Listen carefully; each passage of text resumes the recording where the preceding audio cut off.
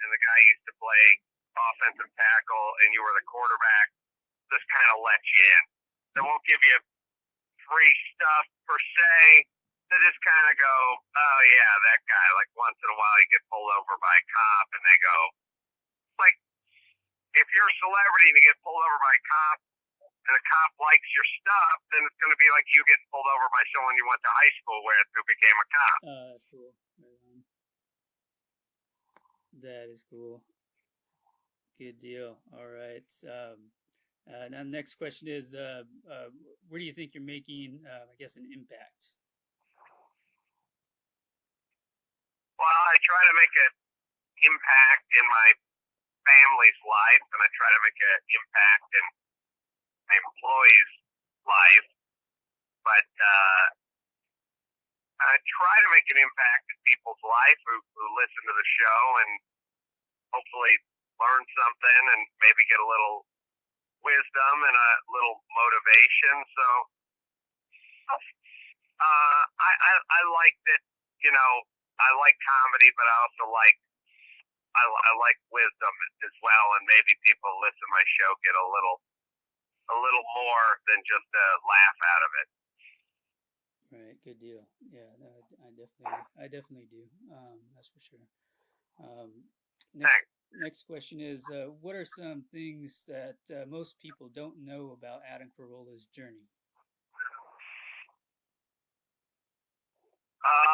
Boy, you know, if you listen to me, you probably know everything about me and my journey.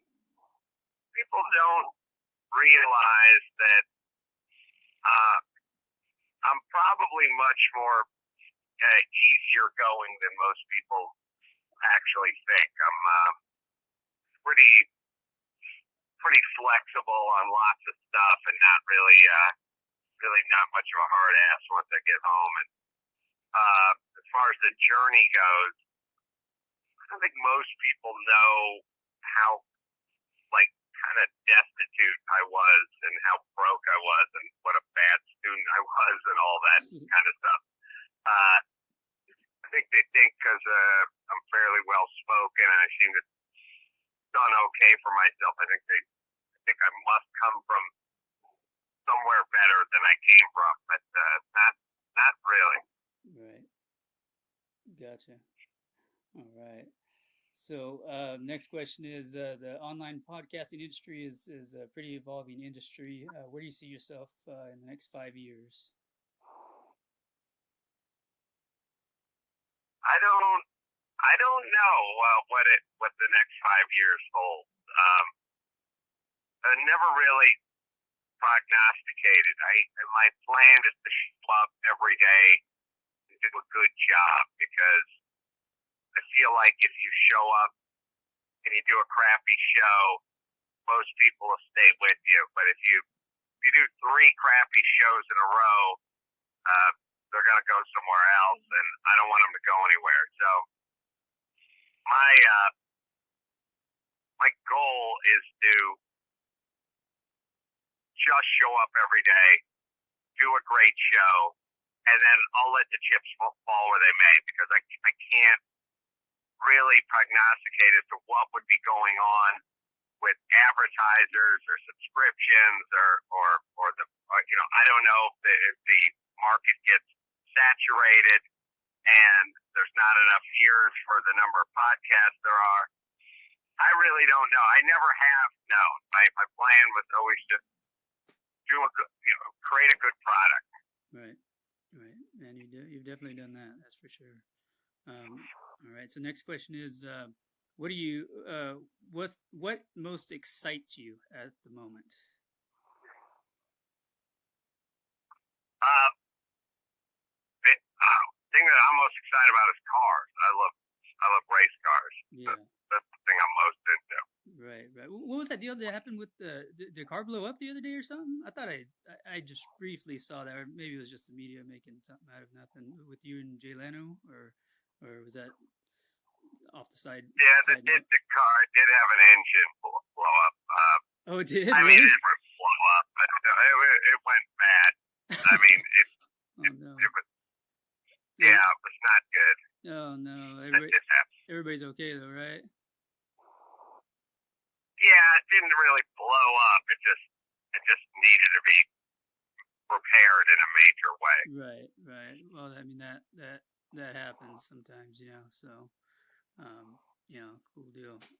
All right. So, the next question is, what can you tell young people out there who are pursuing their dreams in radio and entertainment industry? I don't really talk to that many young people who are pursuing their dreams in radio.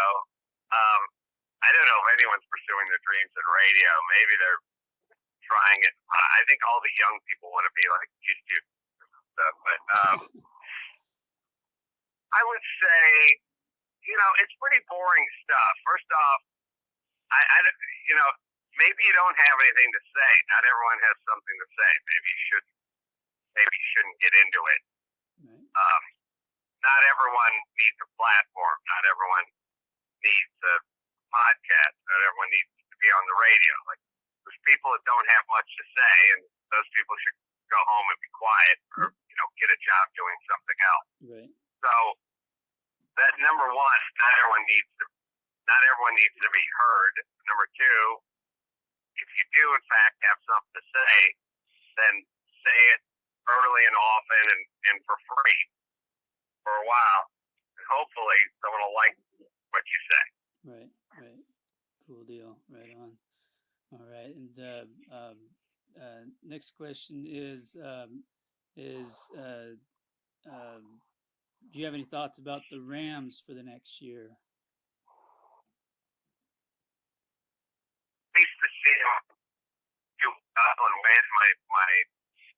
I was a Rams fan, favorite team. So I'm gonna say they should have won their playoff game. Tell me about it, man. They always just do that. Dude, but I've been a Rams fan since I was a kid. It'd be nice if they were competitive. Yeah, well, I mean, they were this year. That's the good part. Was, I mean, I mean, I was so happy. We hadn't done anything like that since for so long now. And it's like I've been a lifelong Rams fan, so it's like I was there through probably like you through the terrible. You got beat 10 years in a row by the Niners, and it's like, it was just so bad for so long, and it's like I'll take going to the playoffs, at least, over what's been, So God, but yeah, no, I was disappointed that they lost that one too. Wish they could have gone on a little bit further. Yeah, they have a pretty cool documentary on the Rams, like actually moving from St. Louis, and I was watching that at the same time I was watching some of the games and stuff, and so it was kind of cool to see what was going on. Actually, when you had that interview with who's that? What's that running back? The best one in the world. He was on the Rams forever. Yeah, dude, that was I loved that. That was great because I had heard, stuff, was going on or whatever. They were talking about it in that show. And then I had just listened to your podcast and then you had him on and he talked and I was like, dude, that's so crazy. So it was kind of, you were hearing kind of, I got to hear kind of both sides a little bit. It was really interesting. That guy was really interesting that you interviewed. I mean, that was super interesting. You're talking about Eric Dickerson, right? Yeah, exactly.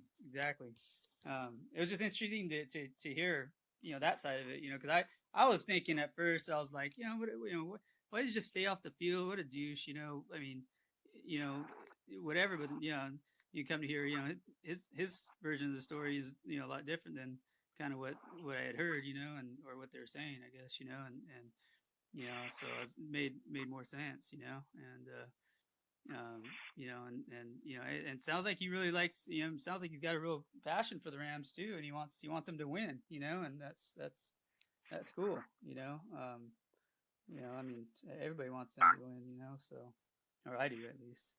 So, but anyways, Adam, that was all the questions I had today. I definitely appreciate your time and definitely appreciate. When are you gonna put this up? I just gotta edit it and stuff, so it'll probably be up tomorrow. And I just want to Oh, okay. get everything on there, and I want to get some nice pictures and all that stuff. I like to make things look pretty good, and stuff like that, because it goes out to a lot All of right. people. Thank you. Appreciate it. Yeah. So thanks, Adam. I definitely appreciate it, and I'll write a nice little blurb about you too. So thanks, bud.